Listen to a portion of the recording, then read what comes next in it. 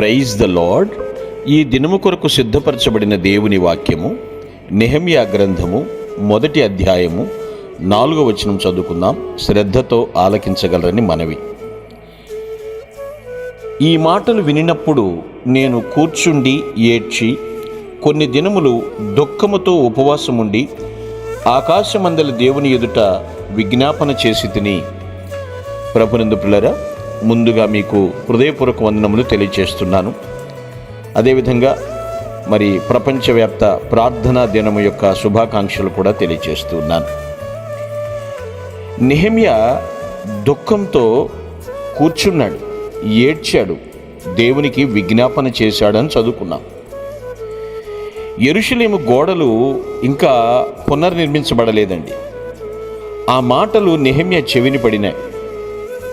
చాలా బాధతో విలపించాడు. ఇదేంటి, గోడలు కట్టబడకపోతే ఏడవాలా అని కొందరు అనుకోవచ్చు. నేటి దినాల్లో టౌన్స్లో అయినా, ఎక్కడైనప్పుడు పట్టణాల్లో అయినా, నగరాల్లో అయినా గోడలకు ప్రాధాన్యం ఉండకపోవచ్చు. కానీ ఆ కాలంలో అయితే ఈ కాంపౌండ్ వాల్స్ అనేవి ఈనాడు మనకున్నటువంటి ఈ యొక్క విద్యుత్ ఫెన్సింగ్ లేకపోతే పోలీసు బలగాలకు ప్రత్యామ్నాయంగానే ఆ రోజు గోడలే ప్రత్యామ్నాయంగా పట్టణ సంరక్షణకు ఉండేయండి. అవును, అవి దాడుల నుండి భద్రతను అందిస్తాయి. అంతేకాదు, అవి బలానికి సూచన. కోట గోడలు సమాధానానికి ప్రతీక. ఎందుకు అంత ఇంపార్టెన్స్ అంటారా? జెరూసలేము యూదుల పరిశుద్ధ పట్టణం కాబట్టి.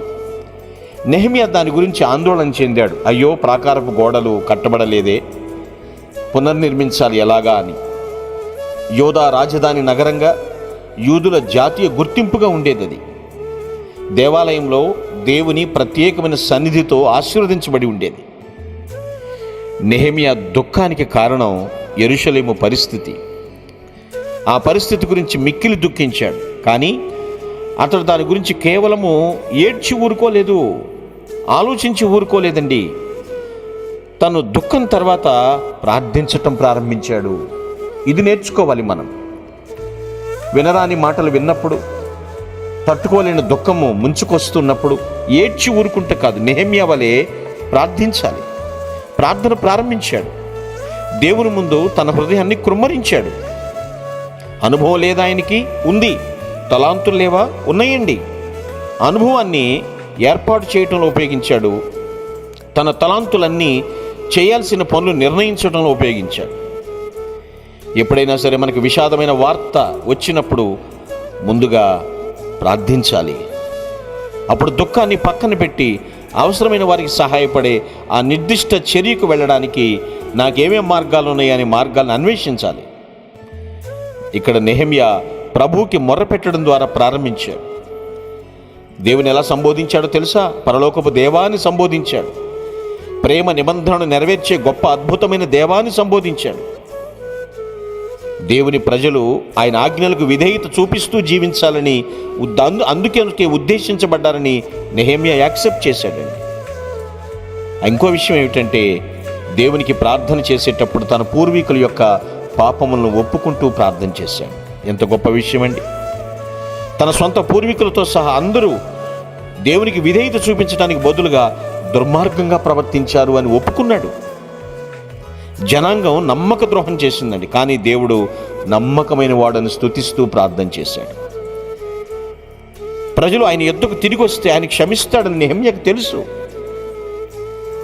ఇది దేవుడు మన నుండి వినడానికి ఇష్టపడే ప్రార్థన అండి. ఇది ఆయన్ని ఘనపరచు, ఒప్పుకుంటూ ప్రార్థించు, కృతజ్ఞత చెబుతూ ప్రార్థించాలి. ఇది ఇష్టపడే ప్రార్థన. సహాయం కొరకు అడిగే ముందు మనం ఎల్లప్పుడూ కూడా మన పాపంలో ఒప్పుకోవలసి ఉంటుంది. ఎందుకంటే దేవుని చేత నిర్దోషిని ఎంచబడిన వాడు ధన్యుడు కదా అండి. క్షమించబడిన వాడు ధన్యుడు. అవును, నెహెమ్యాను చూసి మనం నేర్చుకోవాలి. కోట గోడలు పునర్నిర్మించబడినవా? నీ ఆధ్యాత్మికతను దొంగిలించే దుష్టుడు దాడి చేయటానికి సిద్ధంగా ఉన్నాడు. ప్రార్థనని కంచే, ఆ ఫెన్సింగ్ నువ్వు కట్టుకున్నావా? లేకపోతే దుఃఖమే? తప్పు ఒప్పుకుంటూ ప్రార్థించే. క్షమించబడిన వాడు ధన్యుడు. దేవుడు కనికరిస్తాడు. ఆయనకి ఇష్టమైన ప్రార్థన చేసి మన కష్టములని తొలగించుకుందుముగాక. ఆమేన్. Praise the Lord. ప్రభు నామమున మీ అందరికీ వందనములు. ఈ మా సందేశముల ద్వారా మీరు ఆశీర్వదింపబడినట్లయితే మీ తోటి వారికి షేర్ చేసి దేవుని రాజ్య సువార్తలో మీరు కూడా పాలుభాగస్తులు కావాలని ఆశిస్తున్నాం. మొదటిసారిగా ఈ ఛానల్ను చూస్తున్నట్లయితే మా ఛానల్ను సబ్స్క్రైబ్ చేయండి. వీడియోలు నోటిఫికేషన్ రూపంలో పొందుటకు బెల్ బటన్ని ప్రెస్ చేయండి. God bless you.